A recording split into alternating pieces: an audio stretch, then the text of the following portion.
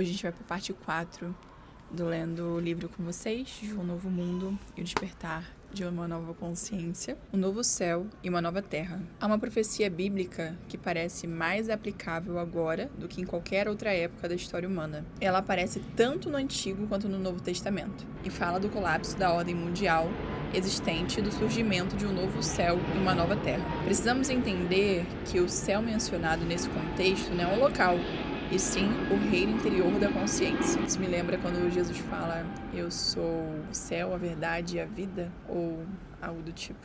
Não sou uma pessoa muito religiosa, mas Jesus foi um cara incrível. E esse é o significado esotérico do mundo, e esse também é o significado dos ensinamentos de Jesus. A Terra, por outro lado, é a manifestação externa da forma, que é sempre um reflexo do interior. A consciência humana coletiva e a vida do nosso planeta estão intrinsecamente interligadas. Um novo céu é um surgimento de um estado transformado da consciência humana, enquanto uma nova terra é o reflexo do reino físico. Essa parte que fala sobre o céu ser a nova terra, o novo céu, ser muito mais sobre o estado de consciência interno, é porque nós vivenciamos externamente aquilo que nós somos e temos como consciência interna. Então, na verdade, nós estamos experienciando o mundo de fora, a qual somos internamente. A vida humana e a consciência humana estão ligadas de modo inerente à vida no planeta. Por isso, à medida que a consciência antiga se dissolve, tendem a ocorrer manifestações naturais de sincronismos geográficos e climáticos em muitas partes do mundo, algumas das quais temos testemunhado. Capítulo 2. O estado atual da humanidade. As palavras, não importa se são verbais e transformadas em sons, ou se permanecem como pensamentos, podem lançar um encanto quase hipnótico sobre nós. É muito fácil nos perdermos por causa delas, sermos hipnotizados pela crença implícita de que quando vinculamos um termo a alguma coisa, sabemos o que ela é.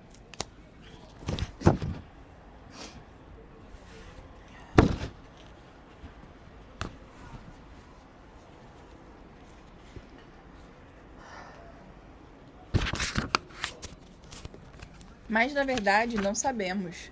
Apenas encobrimos o mistério com um rótulo. Tudo, um pássaro, uma árvore, uma simples pedra e certamente um ser humano, é, em última análise, incognoscível. Isso ocorre porque todas as coisas têm uma profundidade insondável. Tudo o que podemos perceber, sentir e pensar a respeito é a camada superficial da realidade, menos do que a ponta de um iceberg. Na verdade, isso me lembra muito sobre a parte consciente e inconsciente, porque às vezes a gente acredita que a gente sabe muito sobre algum assunto e, na verdade, ou sobre alguma crença que nós temos, mas a ponta do iceberg é a parte do nosso consciente, é aquilo que conscientemente a gente sabe, mas a parte de baixo do iceberg, que são crenças herdadas, tudo que aconteceu durante nossa vida, são coisas que estão no nosso inconsciente. Então, inclusive, na programação neurolinguística, a gente costuma falar ali que 5% é o que a gente realmente sabe de forma consciente. São as atitudes e decisões que a gente toma de forma consciente, e a parte de baixo de onde vem o inconsciente. Por isso que, inclusive, eu não acredito em livre-arbítrio, né? Mas isso seria coisa para outro vídeo também. Se você se interessar sobre isso, pode comentar outros temas aqui embaixo que você gostaria de ouvir, tá bom? Além de dar as leituras dos próximos livros.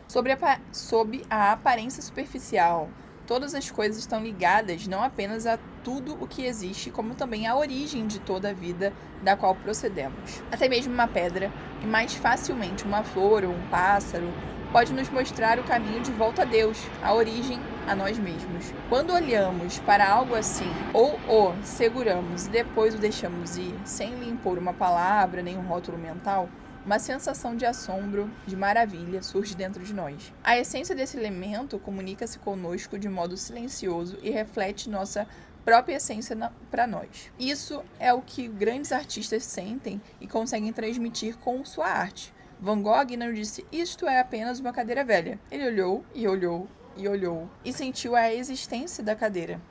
Depois sentou-se de frente para a tela e pegou o pincel. A cadeira em si tinha um valor irrisório. A pintura desse mesmo objeto vale hoje milhões de dólares. Sempre que não encobrimos o mundo com palavras e rótulos, retorna à nossa vida a sensação do milagre, que foi perdida muito tempo atrás, quando a humanidade, em vez de usar o pensamento, deixou-se possuir por ele. Uma profundidade volta à nossa vida. As coisas recuperam sua novidade, seu frescor.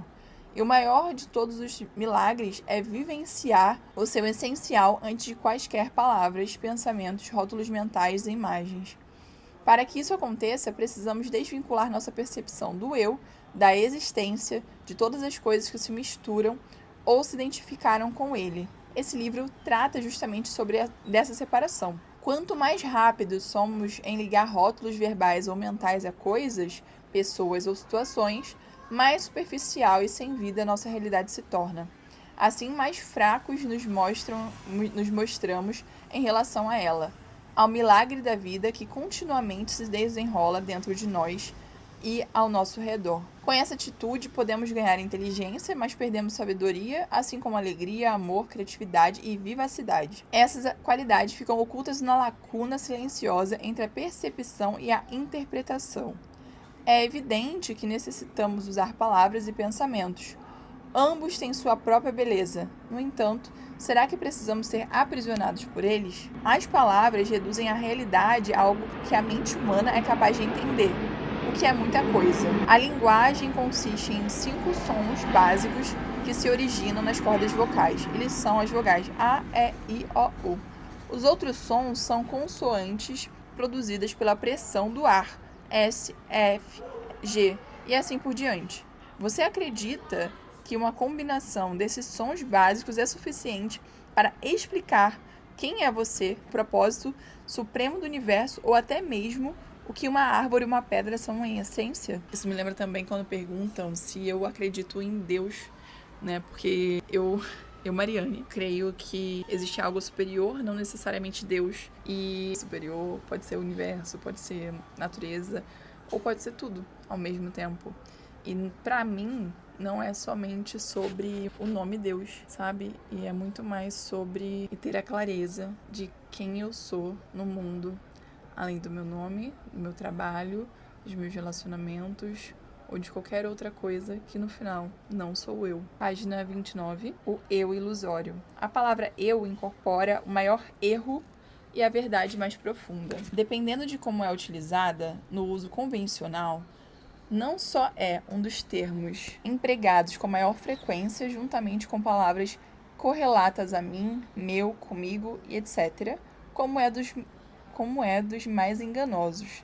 Na sua aplicação cotidiana normal, eu contém um erro primordial, uma percepção equivocada de quem a pessoa é, um sentido ilusório de identidade. Eu acabei de falar sobre isso.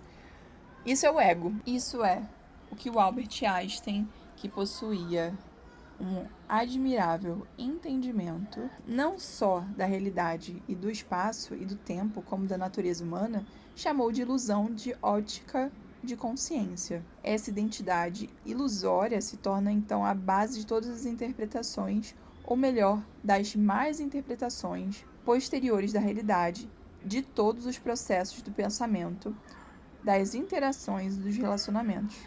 A realidade do indivíduo passa a ser um reflexo da ilusão original. O lado bom disso é que, se formos capazes de reconhecer a ilusão como tal, ela se dissolverá. A identificação da ilusão é o seu fim. Sua sobrevivência depende do nosso erro de considerá-la a realidade. Quando compreendemos quem somos, a realidade do que somos, como quando compreendemos quem não somos, a realidade de quem somos aparece por si mesma. Isso é o que acontecerá enquanto você estiver lendo devagar e cuidadosamente esse capítulo. E o próximo, que trata do mecanismo do falso eu e a que chamamos de ego. Assim, qual é a natureza dessa identidade ilusória? Aquilo a que costumamos nos referir quando dizemos eu não é quem somos. Por um ato monstruoso de reducionismo, a profundidade infinita de quem somos confundiu-se com um som produzido pelas cordas vocais ou pelo pensamento do eu na nossa mente. e com qualquer outra coisa com que o eu esteja identificado. Se vocês ouvirem gritos, é porque hoje tá tendo o Jogo do Brasil. E é isso. Então, estou aqui lendo com vocês enquanto está tendo copo. Portanto, a que se referem o eu comum e os termos relacionados mim, meu ou comigo. Quando uma criança aprende que uma sequência de sons produzidas pelas cordas vocais dos pais é seu nome, ela começa a fazer com que uma palavra que a sua mente se torna um pensamento corresponda a quem ela é. Nessa fase, algumas crianças se referem a si mesmas em terceira pessoa. João está com fome. Pouco tempo depois, aprendem a palavra mágica eu e a equiparam com seu nome, ao qual já atribuíram o significado de quem são. Então, outros pensamentos aparecem e se fundem com a percepção original do eu. O passo seguinte são os pensamentos de mim e meu, que designa as coisas que, de alguma forma, são parte do eu. Isso é identificação com objetos, o que significa conferir as coisas, em última análise, pensamentos que representam coisas.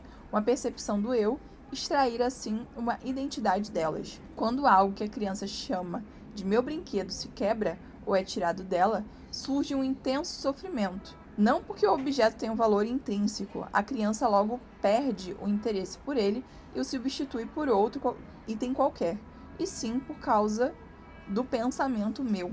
Aí vem da posse e do apego, né? O brinquedo torna-se parte do desenvolvimento da percepção do eu. Desse modo, à medida que a criança cresce, o pensamento original do eu atrai outros pensamentos para si mesmo e passa a se identificar com diversos elementos como nacionalidade, gênero, raça, religião, profissão, bens materiais, o corpo percebido pelos sentidos e etc. Outras coisas com as quais o eu se identifica são papéis, mãe, pai, marido, esposa e assim por diante. Opiniões e conhecimentos acumulados. O gostar e não gostar, além de fatos que aconteceram no passado e cuja lembrança são pensamentos que posteriores definem a percepção de identidade como eu e minha história. Esses são apenas alguns dos aspectos dos quais as pessoas extraem sua percepção de quem elas são.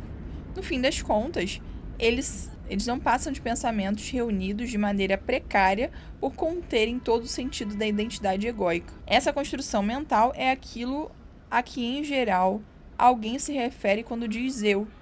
Para ser mais preciso, na maior parte do tempo, não é a pessoa que está falando quando pronuncia ou pensa eu, mas algum aspecto dessa construção mental, a identidade egóica.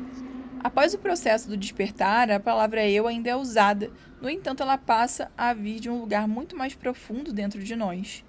Quando todas as pessoas ainda estão identificadas com o fluxo incessante da mente, do pensamento compulsivo, em sua maior parte repetitivo e sem importância, não existe nenhum eu fora dos seus processos de pensamento e das emoções que os acompanham. E é esse o significado de ser espiritualmente inconsciente.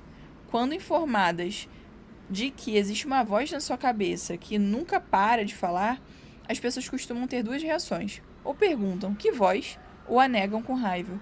E isso, sem dúvida, é a própria voz, aquele que pensa a mente não observada. Podemos considerá-la quase uma entidade que se apossou das pessoas. Há quem nunca se esqueça da primeira vez que conseguiu romper a identificação com seus pensamentos, momento em que foi capaz de sentir brevemente a mudança da identidade, deixando de ser um conteúdo da sua própria mente para se tornar a consciência. No caso de outros indivíduos, isso acontece de uma maneira tão sutil que eles mal percebem ou apenas notam uma abundância de alegria ou paz interior, sem saberem o que originou esses sentimentos. A voz de nossa cabeça. Tive meu primeiro lampejo de consciência quando era aluno do primeiro ano na Universidade de Londres. Eu vou parar para fazer um adendo aqui.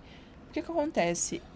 Quando eu falo para as pessoas que eu pergunto, né, durante a sessão de terapia ou para amigos próximos, se eles acreditam que são o pensamento, a pessoa costuma ficar, tá, Mari, mas se eu não sou meus pensamentos, quem sou eu, né? E é bem complexo porque até você explicar que essas vozes, essa voz, e até você explicar que essa voz da sua cabeça não é você, e sim a criação de crenças, identificação, tudo que você passou de bom ou ruim durante sua vida, se existisse bom e ruim, né? Mas até conseguir explicar isso, muita gente fica, tá, mas se eu não sou essa voz, quem sou eu? Você é consciência observadora, você quem vê, quem consegue perceber as vozes por trás do que a sua mente está te falando.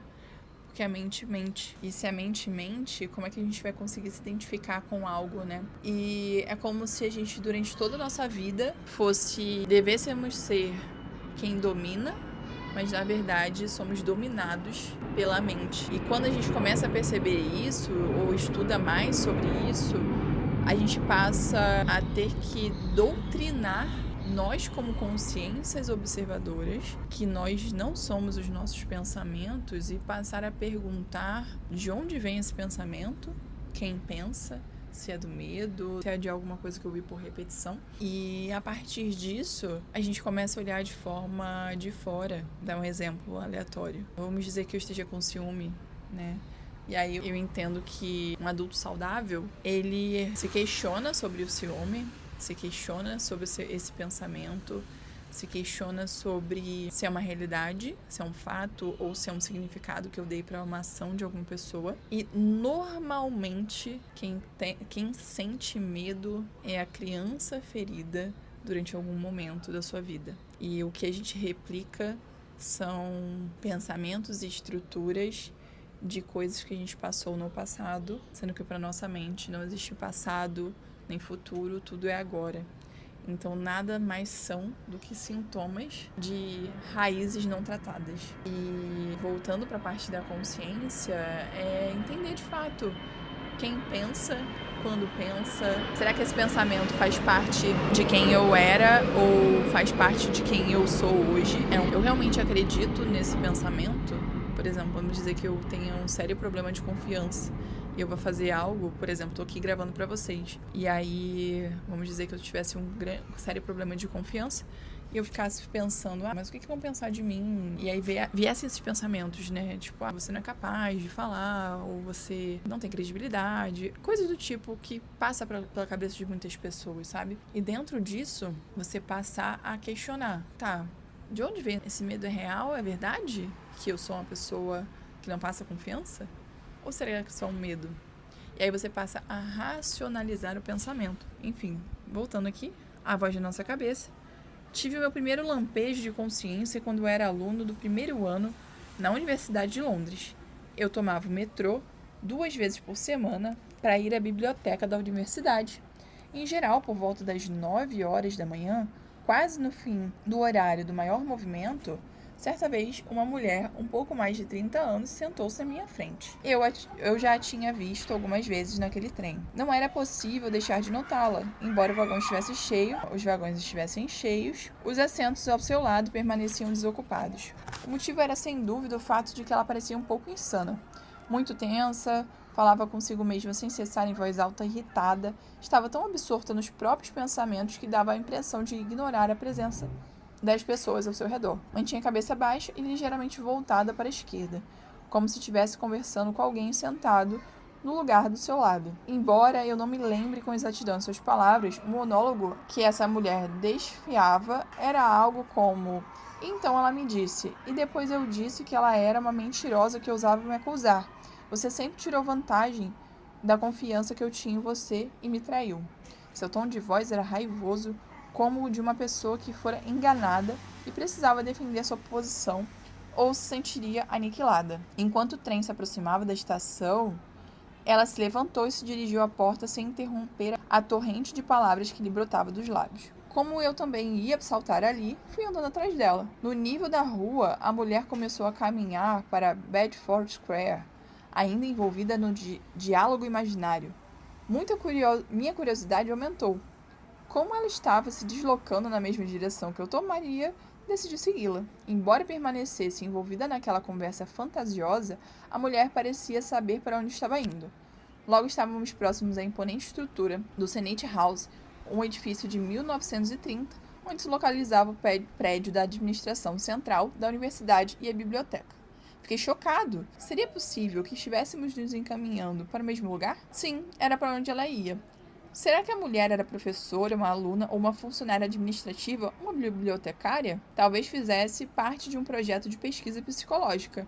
Nunca soube a resposta. Procurei me manter 20 passos atrás dela, mas no momento que entrei no prédio, onde ironicamente funcionava a sede da polícia do pensamento na versão cinematográfica do romance de 1984 de George Orwell, ela já tinha desaparecido nos elevadores. Fiquei impressionado com o que acabara de testemunhar. Aos 25 anos, eu era um aluno maduro do primeiro ano da faculdade e me considerava um intelectual em desenvolvimento. Estava convencido de que todas as respostas aos dilemas da existência humana podiam ser encontradas por meio do intelecto, isso é, pelo pensamento. Não compreendi ainda que o pensamento sem a consciência é o principal dilema da existência humana. Para mim, os professores eram sábios que tinham todas as respostas, enquanto a universidade era um templo do conhecimento. Como poderia uma pessoa insana como aquela fazer parte disso? Ainda estava com a mente voltada para aquela mulher, enquanto lavava as mãos no banheiro da biblioteca. Pensei, espero não acabar como ela. O homem ao meu lado olhou para minha direção. Fiquei chocado de repente ao perceber que havia não apenas pensado naquelas palavras como as tinha murmurado. Ai meu Deus, já estou como ela, pensei. Não seria minha mente incessantemente ativa como a dela? Havia diferenças mínimas entre nós. A emoção subjacente que predominava por trás do pensamento da mulher parecia ser de raiva. No meu caso, era sobretudo ansiedade. Ansiedade, viver no futuro. Ela pensava em voz alta. Eu, na maior parte do tempo, apenas pensava. Se ela fosse maluca, então todo mundo seria maluco também, inclusive eu. Só havia diferenças de grau. Por um momento, fui capaz de me distanciar da minha própria mente e vê-la de uma perspectiva mais profunda, como ela era. Percebi uma breve mudança, do processo de pensar para o estado de consciência. Eu ainda estava no banheiro, porém sozinho agora, olhei para o meu rosto reflexivo. No momento que me desliguei da minha mente, ri em voz alta. Deve ter soado como uma birutice, no entanto era o riso da sanidade, aquele de Buda barrigudo. A vida é tão séria quanto a minha mente a faz parecer. Era o que a risada parecia dizer. Contudo, aquilo foi apenas um lampejo e que eu esqueceria bem rápido. Acabei passando os próximos 3 anos num estado de ansiedade e depressão, completamente identificado com a minha mente. Foi preciso que eu chegasse muito perto do suicídio para que minha consciência retornasse. Depois disso, ocorreu bem mais que um lampejo.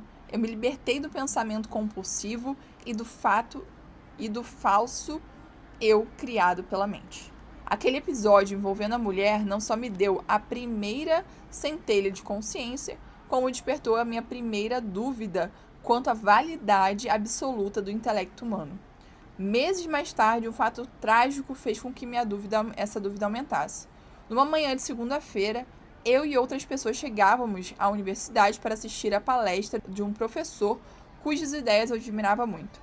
Mas fomos informados de que ele havia cometido suicídio no final de semana. Atirara em si mesmo. Fiquei atordoado. Ele era um professor altamente respeitado para ter respostas para tudo. No entanto, naquele momento, eu não conseguia identificar nenhuma alternativa para o cultivo do pensamento. Ainda não compreendia que pensar é apenas um minúsculo aspecto da consciência que somos. Além disso, não sabia nada sobre ego, quanto mais sobre como detectá-lo em mim mesmo. E você, consegue perceber em si mesmo o que é ego e como detectá-lo em si mesmo? Comenta aqui, curte o vídeo, se inscreve no canal, manda para aquele seu amigo, amiga, familiar que também gosta de falar sobre essas loucuras da vida, de despertar de consciência. E comenta aqui embaixo o que você achou do vídeo, se está fazendo sentido para você, para que eu continue gravando sobre esse livro maravilhoso e também continue trazendo para vocês pensamentos reais ou não tão reais, porque a realidade nem existe. Cada um de nós está experienciando a própria realidade, mas isso também é conteúdo para próximo vídeo. Então é isso, até a próxima. Espero que você esteja gostando bastante, porque para mim está sendo maravilhoso fazer essa leitura com você. Tchau, tchau.